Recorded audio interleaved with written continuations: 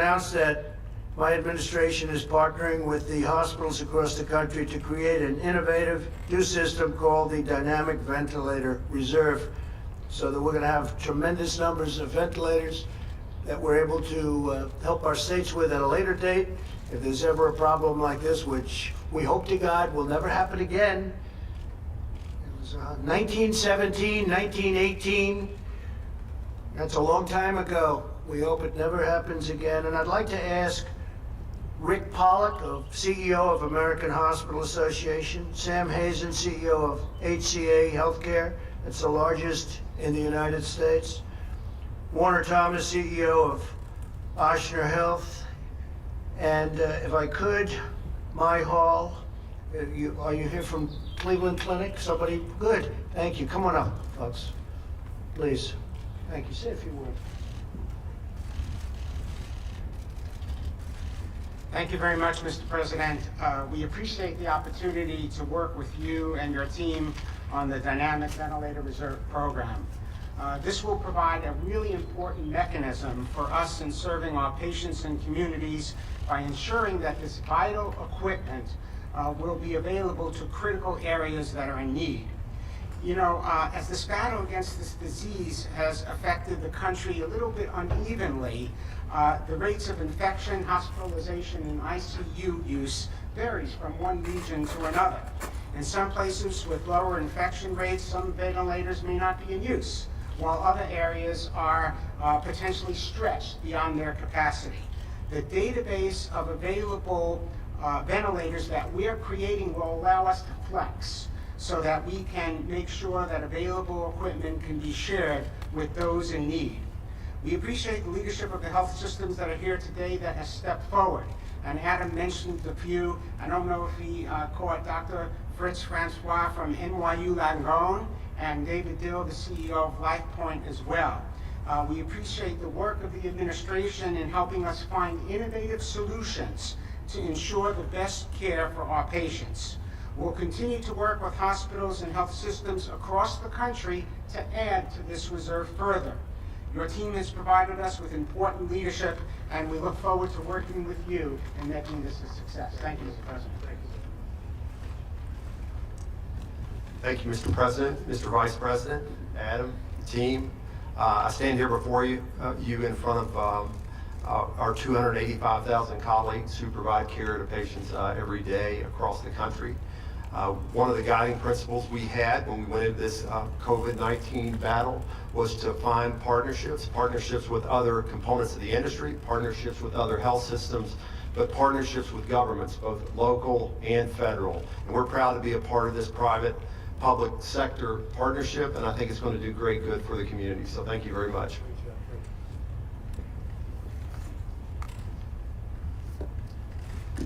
Thank you, Mr. President. It's great to have Ochsner Health be part of this program. We certainly have been a recipient, and the state of Louisiana has been a recipient of help getting ventilators to our state and to Ochsner Health. We're currently taking care of about 60% of the COVID patients in New Orleans, and we did see a spike over the past few weeks, but we're starting to get on the other side of that and heading in the right direction. I also want to thank you personally for helping Ochsner Health. A couple weeks ago, we were running short on surgical gowns, and you and your team were able to direct some to New Orleans, which was helpful to us and other hospitals around the New Orleans area. So we're excited to be part of this Dynamic Ventilator Reserve, and we are proud to be part of that and help other communities around the country. Thank you. Thank you, Mr. President, for the invitation here. On behalf of the Cleveland Clinic, I would just like to offer a slightly different story about the COVID pandemic. In our home state of Ohio, with an early institution of social distancing, our ability to scale up the testing and ramping up the capacity, we have actually seen a stable number of patients over the last 8 to 10 days. Only 160 patients have been hospitalized with COVID infection in Cleveland Clinic Health System. We are also very grateful for the support from our state government as well from our federal government. This is a battle where we're all in together. We coordinate our efforts, share our resources, and work together as one. I'm firmly convinced that we can do a lot of good when we work together. Thank you very much for having us. Thank you, sir. Thank you all.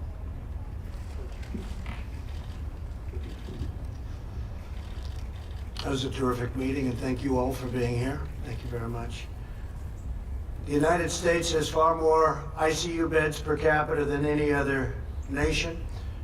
We have 34.7 ICU beds per 100,000 people, which is the best there is, compared with roughly 12.5 beds per 100,000 in Italy, 11.6 beds in France, 9.7 beds in Spain. Think of that, 34.7 we have.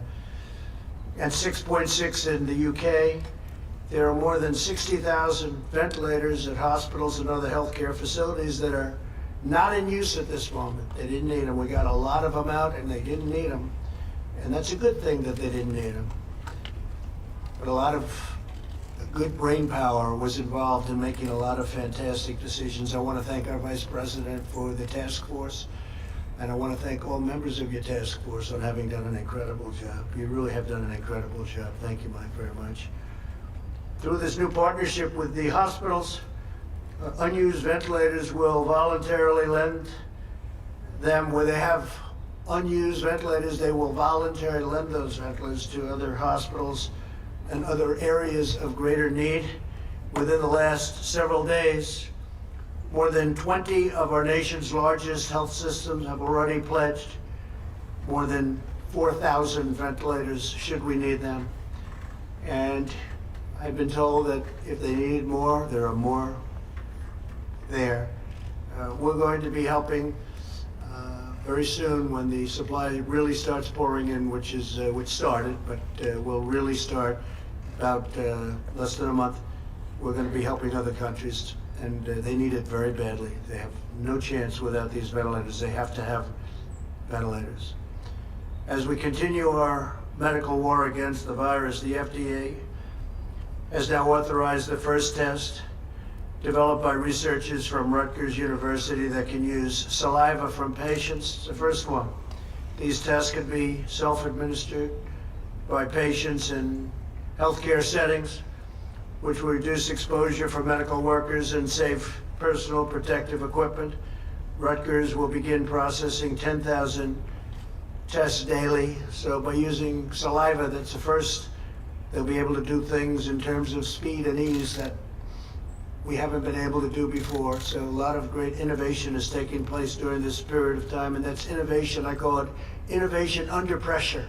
It's a big difference. Innovation under pressure, right? Cleveland Clinic knows all about that. As we prepare for the next phase of this great struggle, we must also do everything in our power to restore prosperity for the American worker. There's tremendous interest and excitement surrounding the administration's efforts to get the economy roaring once again, and I think it's going to roar once it gets open. I think it's going to go up tremendously. You see what's happening with the stock market already, because a lot of the very smart financial people, the great minds, they're looking at the stock and they're saying, wow, because what they're really seeing is how we're doing. If we weren't doing well, the market wouldn't be at a level that it is today. They have a lot of confidence that we're doing the right thing and that our country's going to be open soon and our country's going to be booming. We've had requests to participate from the best in the world as we share their enthusiasm to get our country going. So I thank them for wanting to contribute, and we look forward to speaking with many industry leaders, seeking their input on how we can return to what was until very recently the greatest economy anywhere in the world, and I can say the greatest economy in the history of the world. There's never been an economy like we had just a little bit more than a month ago. We set every record you could set. More people working than we've ever had working before, almost 160 million. The best unemployment numbers we've ever had, and the best employment numbers we've ever had. Everybody was doing well. Stock market at a record. 142 days it hit a record. And I think we're going to top those records, okay? And I think we're going to top them soon, once we get rid of the invisible enemy, which will happen. The plans to reopen the country are close to being finalized, and we will soon be sharing details and new guidelines with everybody. I will be speaking to all 50 governors very shortly. And I will then be authorizing each individual governor of each individual state to implement a reopening and a very powerful reopening plan of their state at a time and in a manner as most appropriate. The day will be very close because certain states, as you know, are in much different condition and in a much different place than other states. It's going to be very, very close, maybe even before the date of May 1st. So that will be for some states. Actually, there are over 20 that are in extremely good shape. And we think we're going to be able to get them open fairly quickly, and then others will follow. The federal government will be watching them very closely, and we'll be there to help. We'll be there to help in many different ways, as we've been, where we built hospital beds at a number that nobody's ever seen before, where we did the ventilators that we just discussed at a level that nobody's ever seen before. Nobody can even believe. Other foreign countries, even powerful countries, can't believe what we were able to do with ventilators. Big, powerful countries, big producing countries can't believe what we were able to do. We will hold the governors accountable, but again, we're going to be working with them to make sure it works really well. Now, we have a list of people that I'll be speaking to over the next very short period of time, in many cases tomorrow. We're going to have elected officials, and we'll be submitting that list to you within the next 24 hours. But we have a list of different industries that I'll be discussing by meeting by telephone, because we don't want people traveling right now. The American Farm Bureau Federation, Zippy Duval, Cisco Systems, Tyson Foods, Purdue Farms, Cargill, Archer Daniels, Midland Company, Corteva,